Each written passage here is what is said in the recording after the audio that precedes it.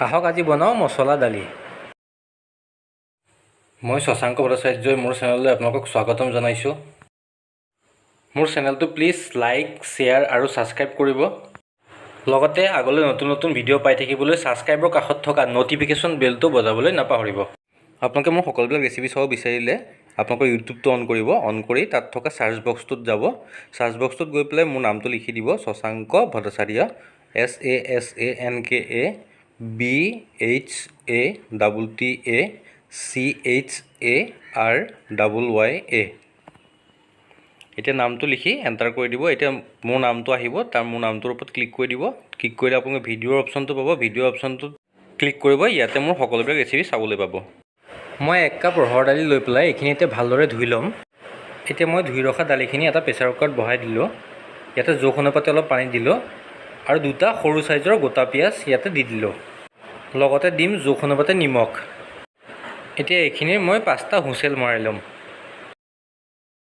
হুইচেলটো নিজে নিজে যোৱাৰ পিছত এতিয়া মই ঢাকনাখন খুলি সিজাই ৰখা পিঁয়াজ দুটা উলিয়াই ল'ম। এতিয়া মই 2টা পিঁয়াজ আৰু 10 ফুটা নহৰু এইদৰে মিহি মিহিকৈ কাটি ল'লোঁ। এতিয়া এখন কেৰাহীত মই তেল গৰম কৰিছোঁ। এইখিনি তেলতে মই বেঙেনা ভাজিছিলোঁ, সেয়ে ক'লা ক'লা দেখি আছে। এতিয়া আপোনালোকে এই গৰম তেলখিনিতে কেইটামান নৰসিংহৰ পাত, 1 চামুচৰ 4ভাগৰ এভাগ হিং, 1 চামুচ গোটা জিৰা আৰু আধা চামুচ ক'লা সৰিয়হ নহ'লে বগা সৰিয়হো দিব পাৰে, দি দিব। মই ভিডিঅ'টো বনাওঁতে এইখিনি দিবলৈ পাহৰি গৈছিলোঁ, সেইকাৰণে মই পিছত দি দিছোঁ। আপোনালোকে এইটো গৰম তেলতে দি ল'ব। এতিয়া ইয়াতে মই পিঁয়াজ আৰু কাটি থোৱা নহৰুখিনি আৰু 2টা শুকান জলকীয়া মিহি মিহিকৈ কাটি পেলাই ইয়াতে দি দিছোঁ।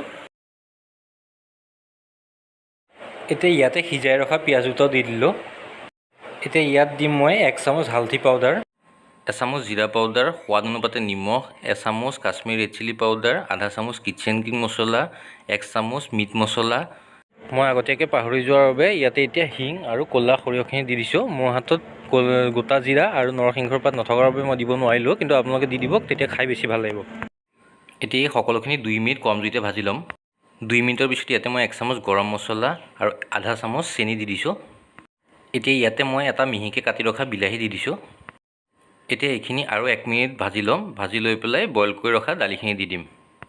1 মিনিট ভজাৰ পিছত ইয়াতে এতিয়া মই সিজাই ৰখা দালিখিনি দি দিছোঁ।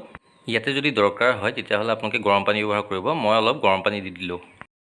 এতিয়া এইখিনি হাই ফ্লেমত ভালদৰে উতল আহিবলৈ দিম। দালি হৈ গ'ল। এতিয়া ইয়াতে মই কাটি ৰখা অলপ ধনিয়া পাত দি দিছোঁ আৰু 1 চামুচ ঘিউ দি দিছোঁ। দি পেলাই ভালদৰে মিক্স কৰি পেলাই এতিয়া গেছটো বন্ধ কৰি দিম।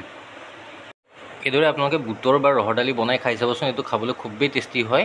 মোক কেনেকুৱা পালে খাই পেলাই কমেণ্ট বক্সত জনাব। পুনৰ লগ পাম আন এটা ৰেচিপিৰ সৈতে। যদি ৰেচিপিটো ভাল লাগিছে তেন্তে প্লিজ লাইক আৰু ছাবস্ক্ৰাইব কৰিব। ৰেচিপিটো চোৱাৰ বাবে ধন্যবাদ।